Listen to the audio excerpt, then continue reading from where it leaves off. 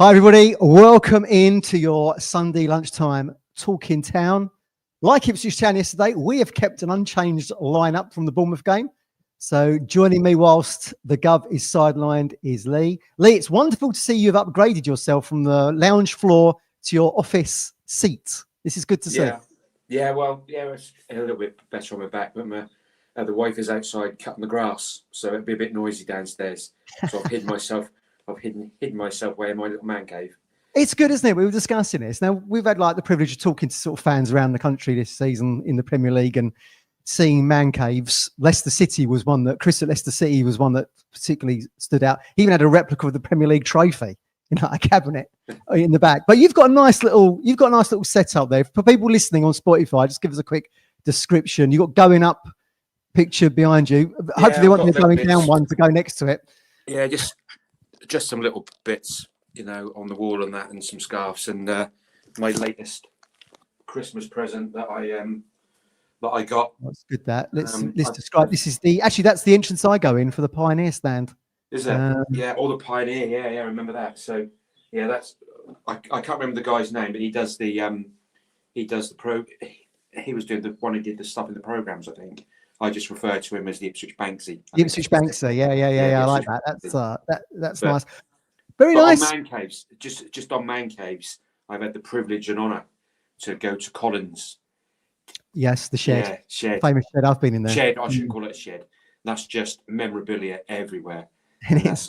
Yeah, wallpapered with the East Anglian Daily Times over about the last 6 decades. We're going to give a quick shout out. It's happy birthday, George H.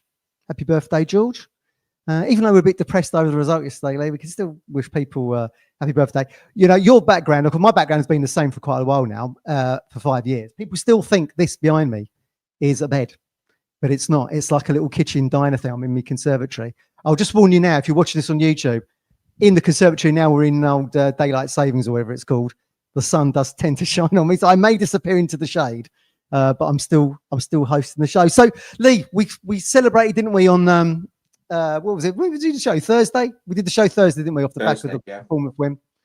And we'll commiserate today because we were hoping that Ipswich would put back-to-back wins together, and they couldn't do it. And it's pretty damning, isn't it? Our home form, I was thinking, has been a real Achilles heel for us this season, hasn't it? And we saw it again yesterday. Considering the Championship, we lost one home game all season, which was the Leeds game, you might recall, the 4-3. Yet we're on the opposite side of that coin this season, in that our home form is 1-1, drawn 4, lost 11, garnered 7 points. That's only 2 better off than Southampton, who people are saying are one of the worst Premier League teams to ever grace the division. And we've played. It's 13 goals scored, I think, at home, 36 conceded, which is more than 2 a game. And you saw it yesterday, didn't you? The Achilles heel, when we said, like with the Bournemouth game, felt very much like Spurs away, didn't it? It's the same result. It was 2-1. Yesterday, just felt like Southampton to me, albeit we went a goal down against Southampton. We go a goal up yesterday, yet we concede in the second half and look to shadow of the side from the first half. Yeah. I think a lot of that is down to physicality, just of the players, the quality of the players that are on the pitch.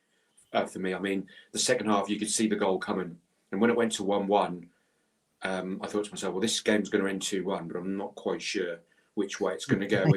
And I think back to the Championship games the game where we beat Southampton 3-2, that we didn't play well that day, but we always found a way to grind things out because we were on a level playing field. But in the Premier League with these 17 teams, if Wolves are the fourth worst team in the Premier League, then we're still miles away from them in some respects.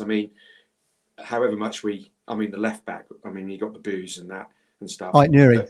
Yeah, but he had moments on the ball where he just looked quality, just more graceful. And the guy with the bleached hair, the number 8, there was one time he was in the bottom corner second half, and he was under real pressure, and he just looked over his shoulder, half a turn, and he's passed the ball in behind, and they're on the counter attack. We're blasting it. We're trying to give it to the goalkeeper and knock it out, and we're just it's just showing now. I think as the season's gone on, we're just light years away, and I think when you've got and I say lesser players, I don't mean it that way, but when you haven't got the same standard of players, the game catches up with you as you go through. And I think that's why we've conceded a lot of late goals, or we've not really performed so well in the second half, I would say. Yeah, I would totally agree with you on that one. I mean, you got all the Wolves fans celebrating at the final whistle, and fair play to them. But I mean, that's a squad I would say is worth between 400 to £500 million. And you've been in a relegation battle with a side that was celebrating promotion from League One 2 years ago. Yeah. So, I mean, I think, and the two have met in the middle somewhere. For whatever reason, Wolves have had a crap season, and we've got to the Premier League ahead of schedule and found ourselves to be in deep waters. And I'm going to totally agree with you. I think Wolves didn't look like a team threatened by relegation yesterday. And this was taking out the fact that Cunha wasn't even playing for them, their best player, who's probably going to go in the summer for what? 60, 70, 80 million yesterday. And they still looked a good unit, didn't they? Moving forward. Yeah, but I mean, they've had at least three. They've had, it's become a bit of a gentleman's club now, isn't it? The top three, or top 17, say top 17, apart from the bottom three, they've all been there now for at least 3 seasons. Yeah. So they're they can invest in the squad, but then they can spend good amount of money. But we've spent 100 and whatever million we spent, which is a lot. But we bought a whole new 11 for that money. So in Premier League terms, that's still really peanuts. So we haven't been able to compete that that way. And year on year, the same clubs are just going to get stronger because they've got the same. They're able to increase and spend a little bit more money each year as long as they manage it correctly. As where the bottom three are not. And this, I would be interested to see what happens next year. It will be. I mean, we've kind of discussed it before, and I think, Leeds will be coming. Well, if they do come up, and they dropped down to third yesterday, didn't they? They drew at Luton. If they do get up there, but if they do, they come up with a big name. But whether or not they'll have the financial clout or the tactics or the manager, there's a huge question mark over Farke, whether or not he's actually a top flight manager. I've seen that in Germany, and we've seen it with Norwich. So it'll be very interesting whether or not they can be established. I mean, McKenna said yesterday, he was asked the question, wasn't he, whether or not relegation was going to happen now, and he kind of bats around it, but he said certainly more than likely when you consider the balance of probabilities, which I think is the nearest you're probably going to get to Kieran and anyone associated off the pitch at Ipswich Town saying we're going to be relegated. But I mean, in all intents and purposes, Lee, at half time where you were sat, at full time where you were sat, it was like kind of like the nail in the coffin, was it?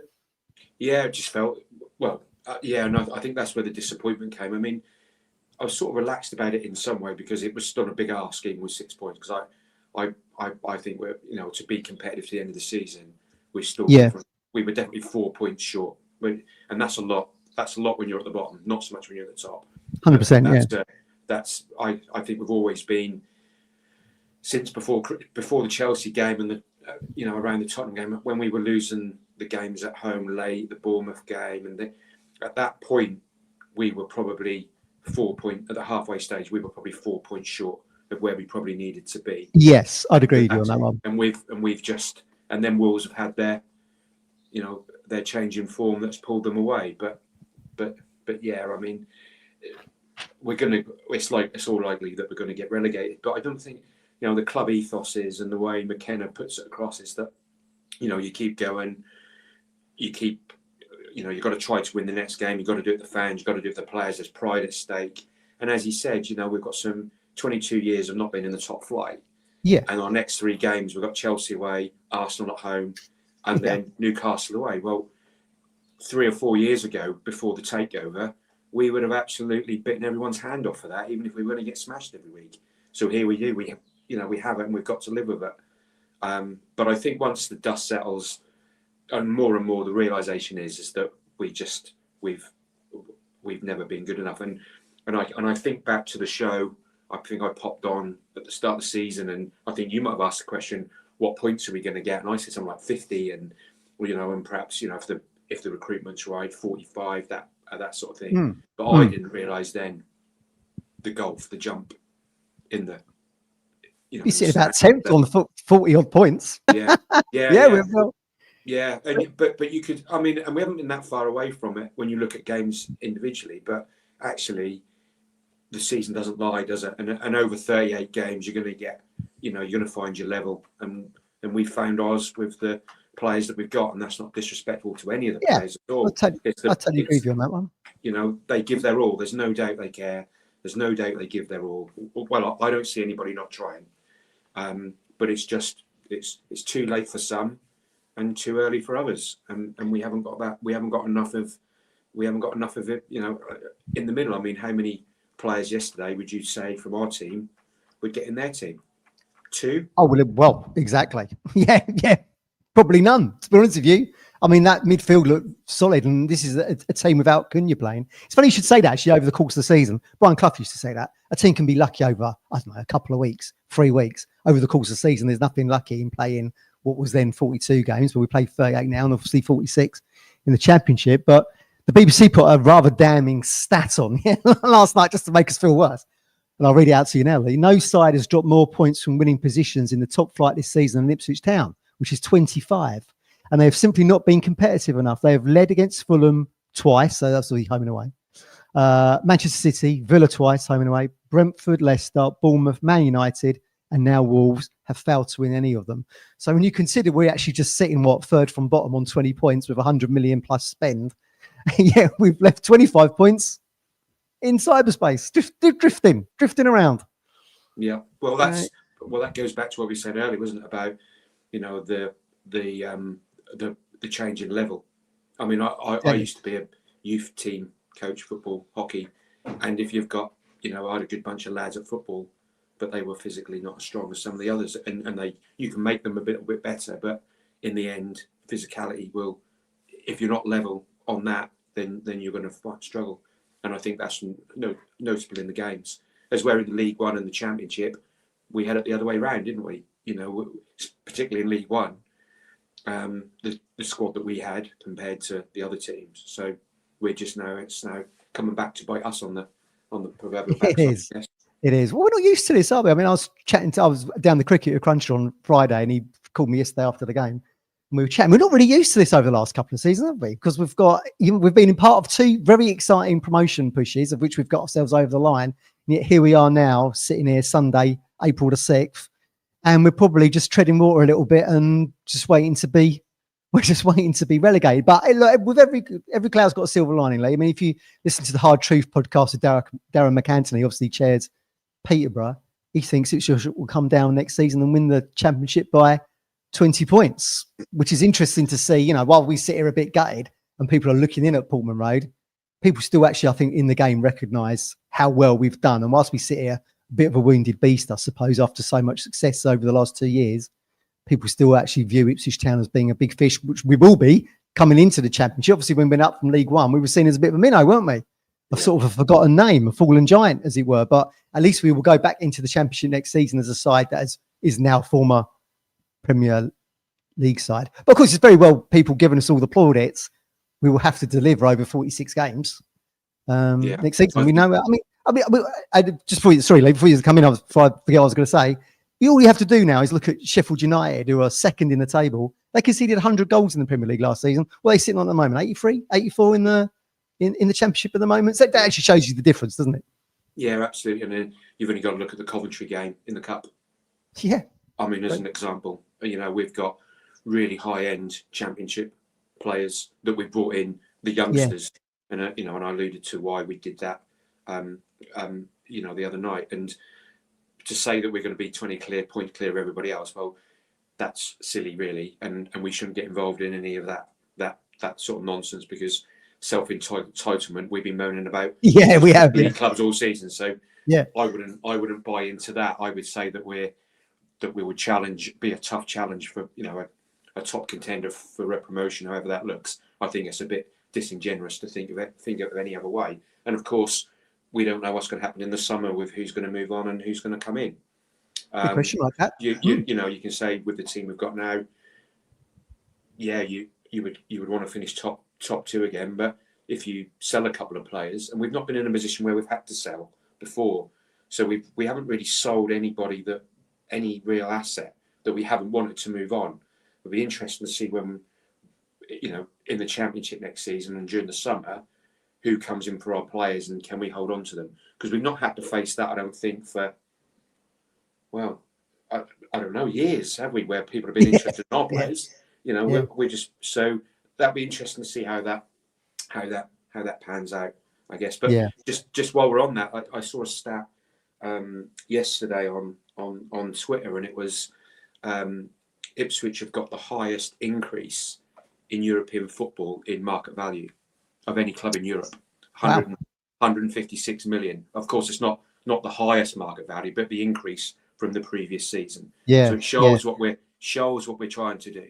And you know, we could have bought journeymen, and we could have bought players that didn't have, you know, the market value, and we could be finding ourselves in a position now where we go down and we're stuck with players on higher wages and such like. So, like Leicester. I think Leicester in that space. It's all part of it. It's all part of a bigger picture, and as Stephen alluded to, is on, you know, Thursday. It's just one small step, isn't it?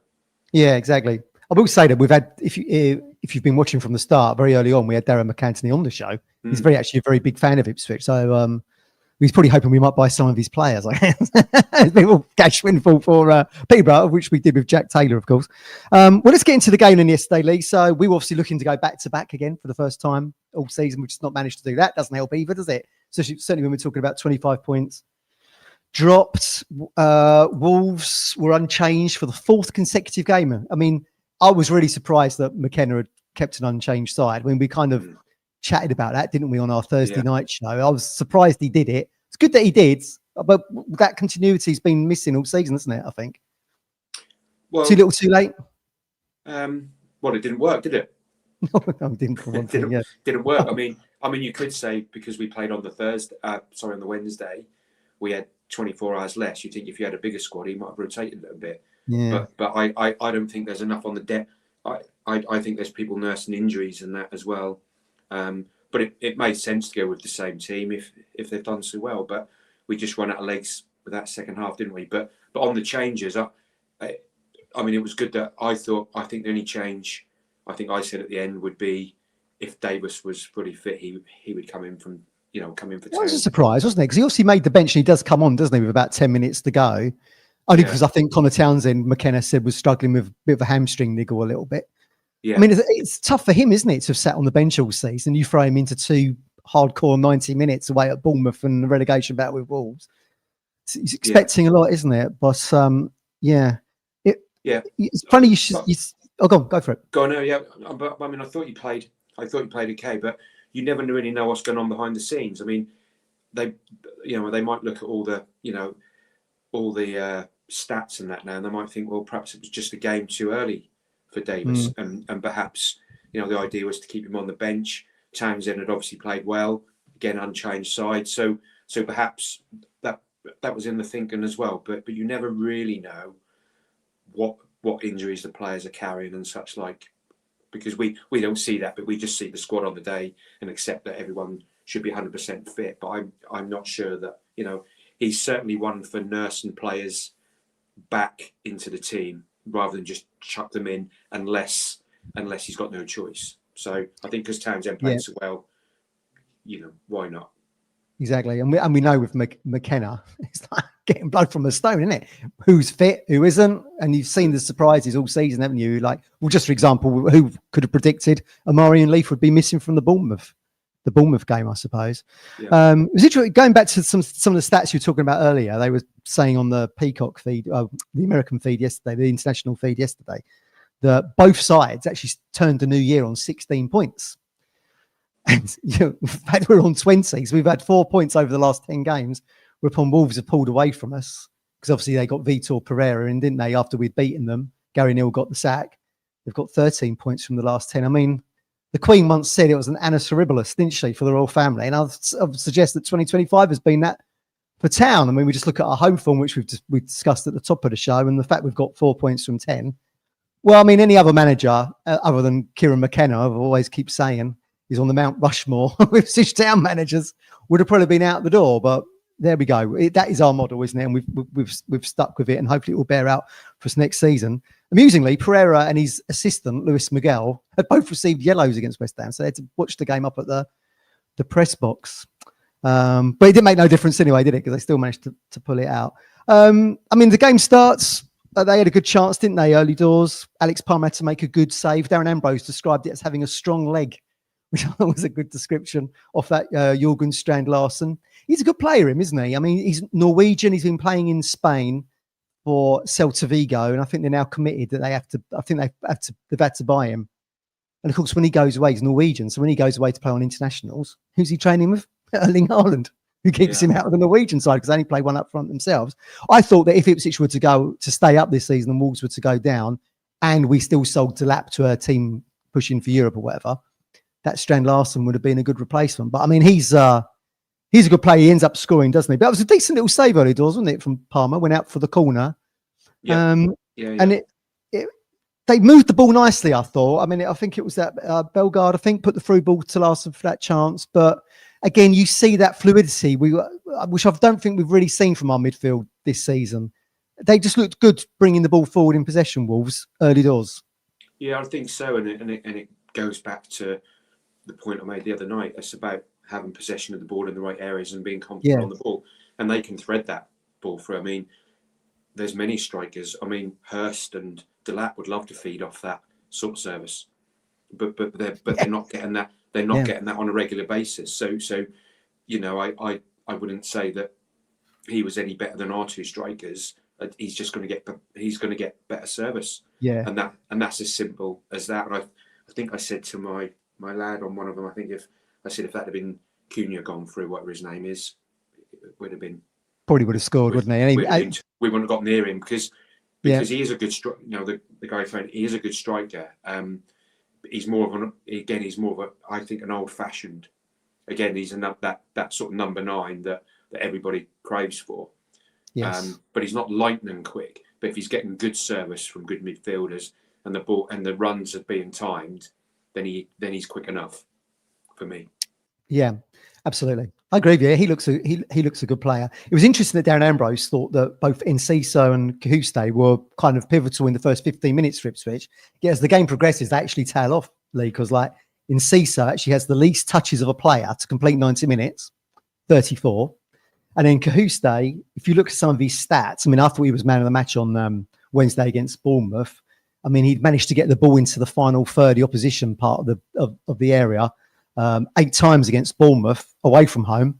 Yeah, Pullman Road yesterday, he was less than half that. It was 3 times. So even his impact negated in that second half as Wolves came more into the game, I suppose. And Pereira did say they changed tactically in the second half to bring it forward. But it was just interesting to me that 2 players that started off the game so well, I thought, in Cahuste and in Enciso, kind of faded, unfortunately for us. Yeah, well, again, I mean, if you have a good first half, you're going to have a good first half because your central midfield playmaker is going to be the one that's going to be dictating the play. So it'd be interesting to see out those 8 passes or contributions, how many were in the first half and how many were in the second half. I'm guessing most of them were in the first half because probably in the first, I'd say. I can't really remember us making a clear chance in the second. But again, you know, the game was more even first half, and but second half, I mean, he probably. I guess the only touches Cahuste was getting was the long throws. Yeah, exactly. You know, which you can chuck a good way, to be fair. Mm. I mean, look, Delap's dad knows the most about that, doesn't he? Rory Delap people used to want to concede a corner rather than a throw, didn't they? Anything around the box, you might recall. It's a great weapon if you can do it. I mean, again, that's something. I mean, Gov will always say set pieces, whether or not we're defending them or attacking from them. It's just something that we've not been able to capitalise on this season. I think that probably goes towards that stat of 25 points that we've thrown in the bin, I would say. But we did take the lead. There was a positive. We did take the lead on the 15-minute mark. Great flighted ball from Axel to the right-hand side of the box. And there we see O'Shea. I think he had like 4 touches in the opposition penalty area yesterday, Lee. And O'Shea came with that reputation of like being able to score from set pieces or even assist from them. I mean, his stats for Burnley in the Premier League last season were really good. You saw it here. Rises above Nuri, head it across, and Delap was there to kind of sweep it in. Obviously, of the nervousness, wasn't there, of whether it was the VAR check. Yeah. But we're not going to have that in the Championship next season. It's a goal. No, ruined. Off we go. But again, it felt like this was something that, you know, could Ipswich build on it? Obviously, we don't in the end, but it was great. It was a great goal, wasn't it? And got the crowd going. Yeah, I think so. And the game was, again, it was quite even, but we had a really good foothold and we did have some territory. And once you have the territory, you're going to create the chances or put them under pressure. And again, it was, I sort of remember it almost as a second phase, wasn't it? Yeah, it was. Yeah. Then it got moved around. Then it got popped back. A try, wasn't it? Yeah, yeah. So O'Shea is at the back post is a weapon that we use, I think, to try, because I think when you look at the size of our team, just putting a corner into the edge of the 6-yard box or the penalty spot, well, that's one. We're not going to score many from there. So it's almost you've got to do it on two phases. So sort of try to get it to O'Shea at the back, nods at them back across, or it's either the flick on at the near post or the one to the back. And that seemed to work for us on a couple of times. But yeah, I mean, it was a good header, and the lap sort of runs across the line, the 6-yard box, whatever it is. Hard to see from my end. Yeah, and he sweeps it home, and it's a good start. And they didn't really trouble us after that, I don't think. Well, apart from the obvious that I guess you're going to come on to. yeah, we'll come to that in just a second. I mean, like 5 minutes later, they do get a corner again. We saw this again. We saw this against Bournemouth, didn't we? Where O'Shea had to kind of rescue Palmer a little bit when he had the muddle up with Morsey, and this corner comes in yesterday, and I think it was one of the defenders, Wolves defenders, the number 5, I think, gets in there, and O'Shea again has to block it on the line. This is something that's going to have to improve for next season. I felt like our set piece defending and obviously earlier and our attack from set pieces was superb in the Championship. It's been pretty non-existent, hasn't it, in the Premier League? Yeah, and again, size, physicality as well. I mean, you're going toe to toe with these people, and they just look more athletic, bigger and stronger. Maybe it's because I'm a fan of my team and I see it, and you always think that the players are often better than yours, but I think it shows that the players are, the teams are better coached, aren't they? So, and yeah, they're just better footballers, so it does make it harder. But yeah, I'd rather try to work something to a plan than just keep, how many times have you seen in the past over the years where you whip the corner in and the goalkeeper just comes and catches it every time? I mean, you've got to do something different, because if that's just going to happen, then too predictable. Then yeah, absolutely. Morsey had a good effort, didn't he? I mean, chances were few and far between, really, Lee, if we're being honest, after we had scored. And this was certainly reflected, we'll come to this in a minute, on Soccer Saturday. Clinton Morrison was watching our game on Soccer Saturday. I mean, Morsey had a good shot. Again, that's been few and far between this season, hasn't it? Morsey, when you consider the assists to goal ratio that he had last season, I used to love, we've only really seen it once this season, the flighted ball over to Davis for the volley against Leicester. That was part and parcel of our attacking play last season, wasn't it? Morsey in and around the box would float the ball into the box for someone like a Davis to score against Southampton, for example, last season. And he has a chance outside the box yesterday. I mean, probably a comfortable save for Sarr at the end of the day. But that's been one of that's one of the things I've loved about Enciso coming in, is that, and we said this Thursday, didn't we? He'll shoot from distance. And you see him doing that for Paraguay and doing it for Town.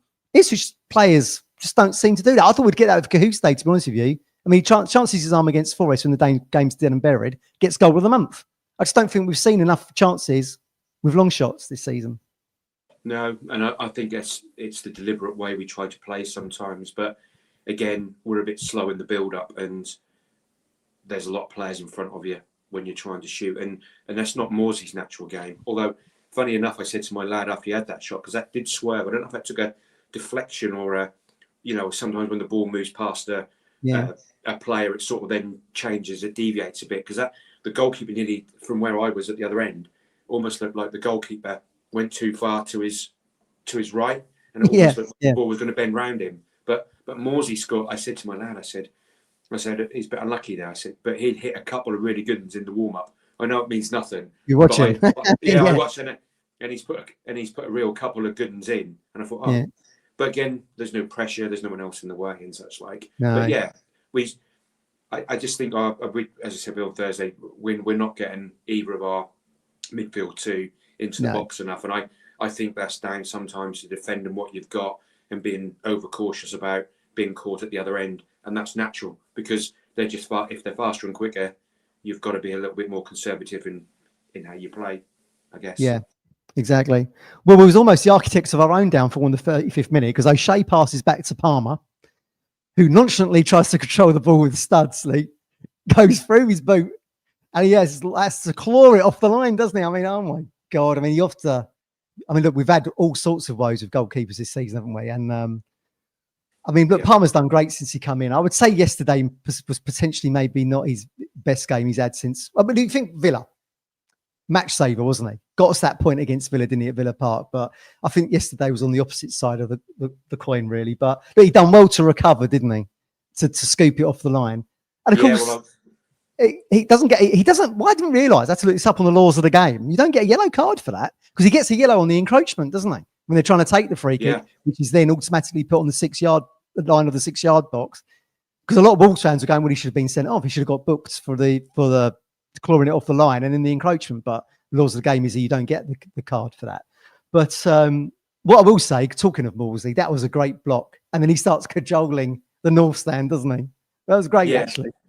Yeah, he's dived. He sort of dived head first almost, hasn't he? It's hit him on the back or something, I think, or he's got him throwing himself on. But I mean, just going back to the pass, I mean, there's a frailty whichever goalkeeper's in. And Palmer's got a lot of credit, but credit in the bank. But had that been Muric yesterday, everyone around me would have been. 100%. Everyone would have been up in arms about it. But because it's not Muric, it's okay. We can forgive Palmer, but I mean he did well, I guess, to get back and claw that because that wasn't far away. Because I'm sitting over that when it happens, and I go, I think my wife swore. She went, I can't bring it on here. And she said at half time, she said, like this sort of thing, and she said what she said. But he sort of had his studs up when it missed his foot. He's trying to watch what's going on. But I thought first of all he was going to be able to slide and kick it away, but all of a sudden the ball had just run away from him enough, and he's just got down and got his hand on that. And then we have the drama of what we've seen. I mean, we had a great view from where we were sitting, but it's too close to the 6-yard box, I would say. If you were a player, because I think all the Wolves players were lining up to take it, weren't they? You want that back a little bit further, don't you, around the penalty spot, I would say, to give you more of an angle into the top of the net. I just wonder if, I mean, I don't want to get too technical with the rule, but I think it's too close. And I said to my lad, I said, they should really look to be knocking that backwards to give yourself half a yard. So because that way you can negate some of the closing down if you're further away, because you should be able to hit the target from 9 yards with the ball rolling back to you. But they didn't. They just moved it almost across the 6-yard box. Well, everybody's out on them, and then everyone's lined up on the line. And the guy sitting behind me was saying, "Well, last time I've seen anything like here was that they were referring to the Shearer one. There was a Shearer one a few years ago, but he sort of sliced that into the top corner, didn't he? I think. Yeah, that's right. But that was I haven't seen that at Portman. I can't ever recall seeing that happen at Portman Road before. No, I can't either. No, absolutely. But it was a funny Premier League moment. Well, I call it Premier League, man, can happen in any game. But yes, so we got away with one there, and it was great that Morsey jumped out. But, it was a really good block, wasn't it? I mean, that's sort of die on the wall, Ipswich Town. If we were supporters, that's how we would have run at the ball, wouldn't we? So that it was a great block. So we're going to half time then. Were you thinking that we would capitalise on this, or were you still worried that Wolves had looked fairly decent coming forward, still had the quality, even though they haven't got Cunha playing to get back in the game? Well, I felt that was probably one of the most comfortablest halves we've had at Portman Road. Yeah, I didn't really, although they had good players and such, like I thought we'd matched them, and I didn't. I thought we might concede because I did say 2-1 on Thursday, but I thought we still had another goal in us. But the second half was just completely different, wasn't it? But I thought. Would we keep a clean sheet? I don't know. Do we always need a second? Yes, we do. But I was quietly confident compared to some of the other games that we've played. Like this for Southampton. Who knew that result was coming? We saw the same yesterday, didn't we? Yeah. The games were very similar, weren't they? But So I was pretty confident going, as you can be in the Premier League, going into the Well, the warning signs with Ellie is the second half. We're gonna have Optimistic Phil's going to join us in a second. Let's get through these Wolves goals as quickly as we can, and we'll chat to Phil. I mean, look, the warning signs was there that João Gomez blonde-haired João Gomez has that shot, doesn't he? That rattles against the posts. Again, we gave him far too much space. Someone of that quality. You know, you never see our midfield have that kind of quality in and around the box, do you? And given that amount of space. I mean, we got away with one there a little bit, Lee. So the warning signs were there, weren't they, from the off? And if you listen on the Town TV commentary with Glenn and Ian Westlake, and they did a great job on that, watching the game back this morning. You know, they were worried that we were getting pinned in our second half. And I know Pereira said they changed tactically in the second half to get more into the game. Well, they had to, didn't they? They were one down. You know, didn't want to give us a glimmer of light, did they, in terms of the league position and the points? But yeah, warning signs were there, Lee, with that shot from Gomez. Yeah, and I think so. And there was that sort of like that first 15 minutes, wasn't it, of the 10, 15 minutes of the second half. But then we sort of weathered the storm, and then we got the ball up the other end, and you know we were starting to ask questions ourselves before they scored, and then I thought, oh, the game's quite even again. But after about that 5-minute spell on, after the first 10, 15 minutes, then we had a little spell, and then the game just went back to where it was, and the goal was coming. It was just coming. Absolutely. It's a 72nd minute. They brought on Sarabia, who obviously McKenna was trying to show people what the difference between our squad and theirs, which was a bit like what you said earlier, Lee. You know, they bought him from PSG, an established Spanish international. He played at Euro 2020, albeit it was 2021. Something like 30 appearances, 9 goals or something for Spain. I mean, that's the kind of quality you want to be bringing off the bench. I mean, what they're doing in a relegation battle with that quality, God only knows. But he made it 1-1. He got a bit lucky, didn't he? I mean, there's a nice flighted ball into the box, of which Strand Larsen acrobatically controls, doesn't he? Moves it to the D. And Sarabia's a little bit lucky, I think, because he's trying to find that Rodrigo Gomez actually down his right hand side, and it deflects off the ankle of Cahuste back onto his left foot, which then enables him to hook the ball through the blue shirts. And I personally felt like Palmer should have saved this. He didn't have his weight on the right hand side. He is diving to the left. I just think he dived too late. Whether or not he gets blocked, I mean, it's easy for me to say this. He's got a split second to react. Whether or not he's been blocked by the melee of shirts in front of him, I don't know. I think he'll probably look back at that and feel a little bit disappointed. But when you consider how hard Ipswich have to work for their goals, Lee, I mean, this was like a goal out of nothing, really, wasn't it? Yeah, well, you say nothing, but again, it's the sustained pressure, isn't it? It's not being able to get, the old cliches will come out. You know, if you've got possession of the football, they can't score, and we were just wildering, and I liken it to rugby. You know, if you're playing in the opposition half on their 20, 25 metre, then again you're going to get the fouls, you're going to get the penalties, and again, I think there was no respite from it. So it was going to be a goal like that. I don't think it was going to be a goal where they were going to really catch us on the counter, because we didn't really have the ball.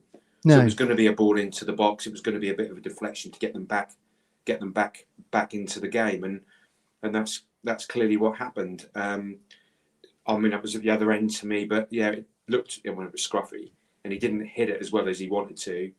I guess it's gone through some players, so Palmer may have struggled, but and I just think from there it was really difficult. It kind of felt inevitable then, don't you? I mean, is it because we've had such a slog of a season, you just think, shit, they're going to get a second, it ain't going to be us.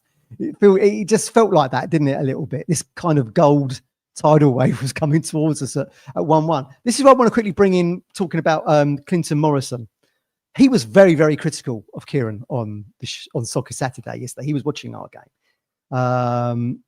I mean, we'll come to this in a minute. We'll get Phil on in a second. But he was very critical of taking Delap off. But Clinton felt that we sat back too much at 1-0 and didn't really have any chances. Well, I can't really disagree with that. And he said once Wolves had scored to make it 1-1, Ipswich never looked like doing anything.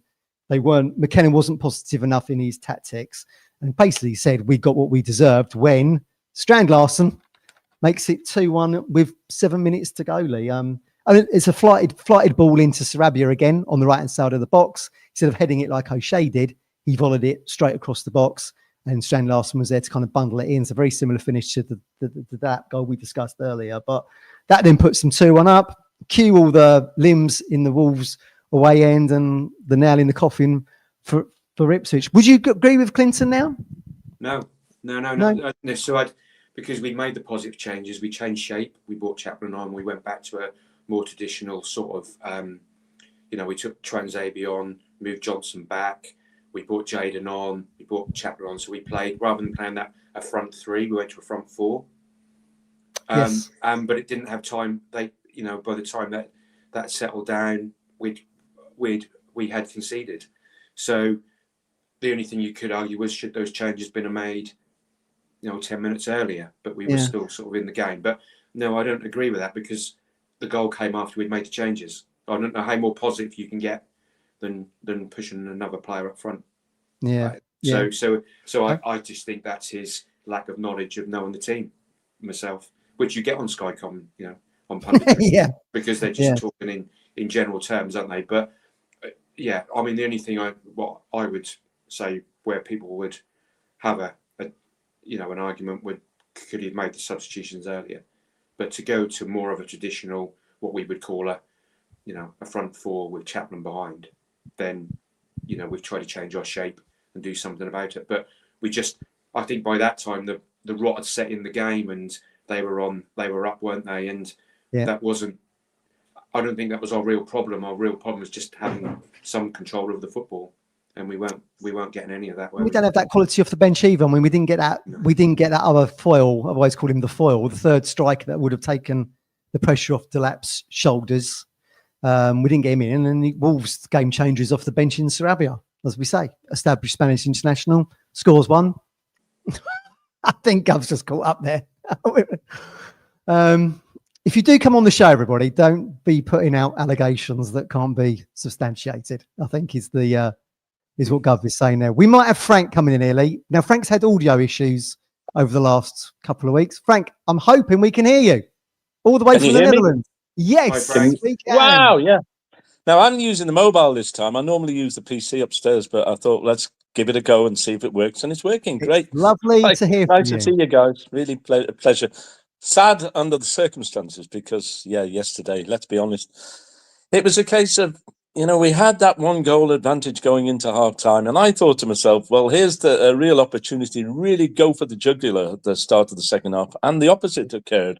Well, you knew that Wolves would have been fired up. But I was really disappointed with the ineptness of the second half performance by Town. There were so many aspects of it that I was going to say we didn't expect. We sort of half expected, I think, because we know the Ipswich way that we play in the Premier League these days. Not a lot of confidence, not a lot of self-belief. And I thought that maybe that Bournemouth win, and interesting, three away wins, all by the same score, 1-2, 1-2, 1-2.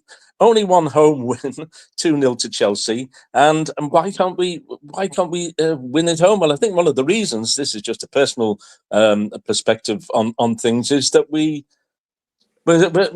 just too nervous. We're not creative enough, and I think the physicality in the Premiership has caught us out too. I really do. I think you look at Wolves, a strong physical side. I wouldn't say they were particularly skillful, technically good maybe, but that's another aspect of it. I would argue that we have to beef up a little bit to stand any chance of staying in the Premier League. And I made a point to somebody else.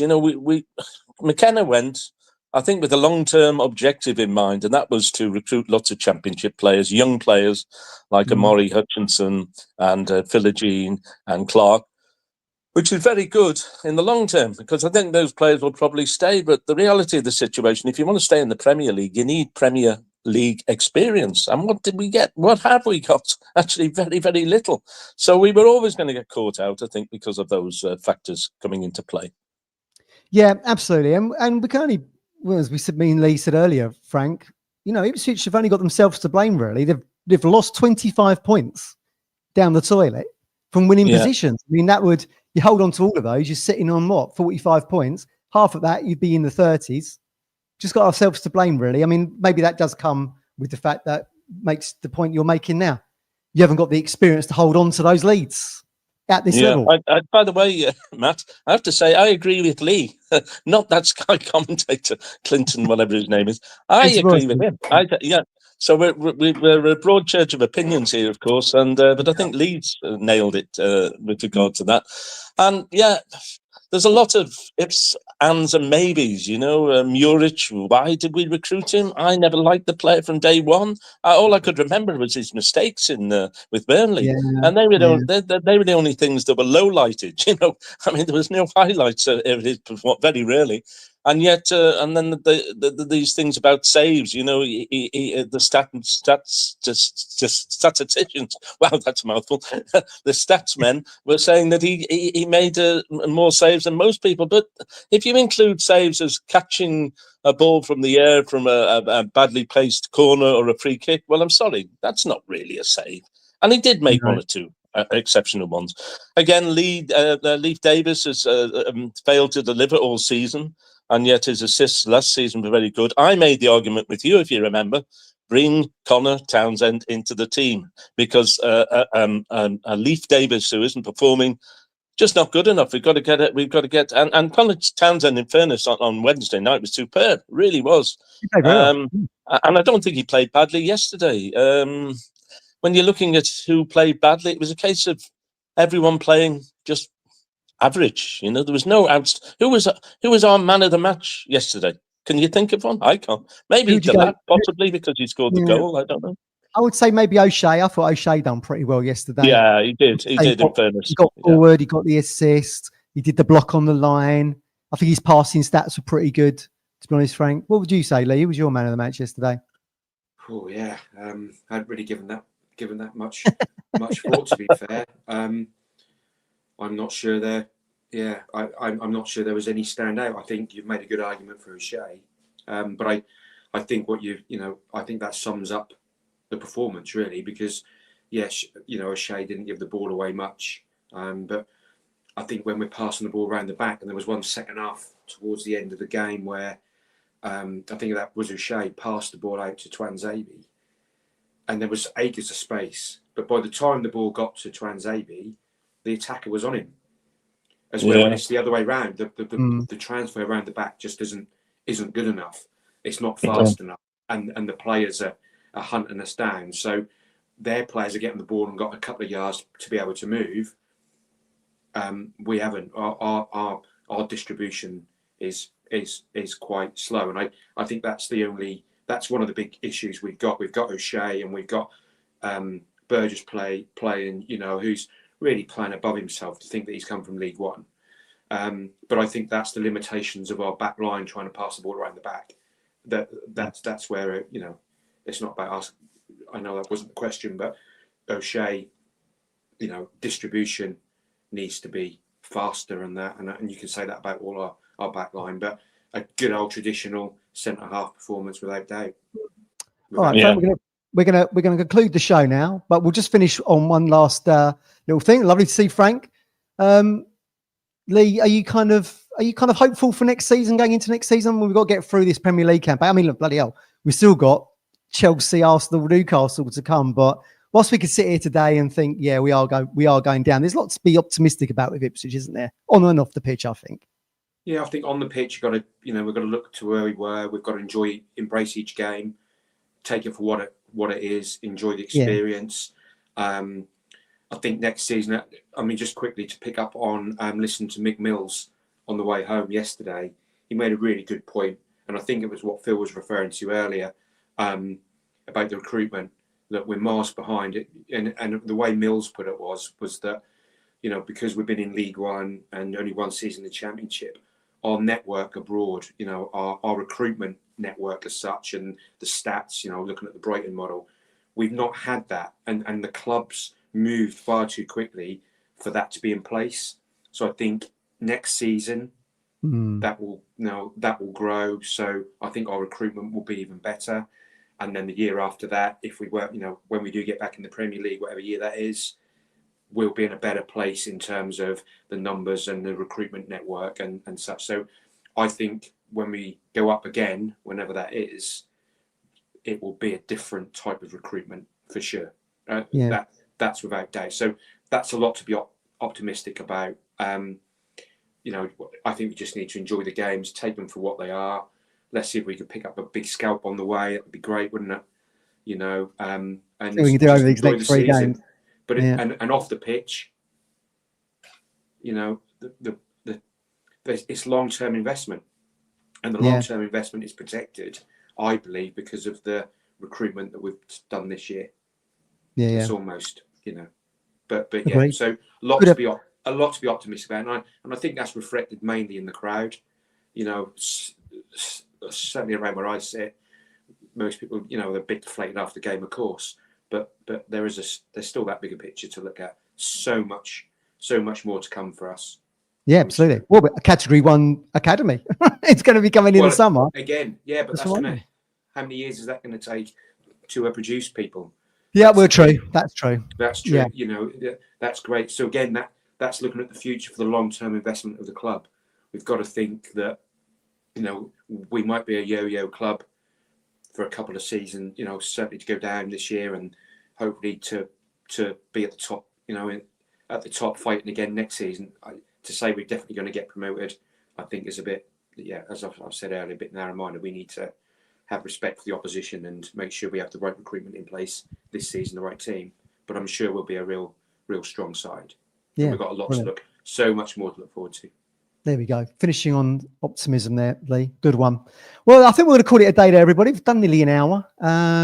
Lee, thanks for filling in for the Gov. I'm hoping the Gov's going to be back next week at some point when we do our preview show, probably for Chelsea's next Sunday, isn't it? So we'll probably do that, I think, maybe next Friday. Who knows, Lee? We could ask you to complete the hat-trick of Talking Town appearances here. Well, who knows? I've had a left foot, right foot header, so I guess I've sat one on the floor. You've been in the office. Chair for one. Perhaps been in your car for the other. I'll have to stand up for the other. Yeah. Brilliant. Great stuff. Look, as you see on the screen now, I'm going to read it out if people are listening, but please accept our apologies for the nonsense Phil was muttering. If you do want to come on the show, everybody, I mean, it's not brain surgery, Des. Think about what you're saying in a live format that's going on YouTube and around the world. Just think what you're saying. Like, we don't know what people are going to say. We don't know what people are going to say when they come on. If you've got the privilege of coming on to talk Ipswich Town on this platform that Gov gives you, please think about what you are going to be saying, right? It's unacceptable to be saying that about players. Yeah. Can I just say to people who watch, please come on the show, because, you don't want to be listening to me all the time. I mean, it's great. Just even if you want to be, without your face on it, really make the contribution. There's no other ITFC pod that I know that allows that to happen. So get yourselves on. Bring yourselves on the show. Exactly. Certainly when we've got 46 league games to get for next season, there'll be plenty of opportunity if you want to get involved. Right, Lee, I'll let you get on. Thanks for your time. Thanks for watching, everybody. Keep smiling. The weather's out. Beautiful sunshine. We'll see you soon, everybody. Take care. Bye, everyone.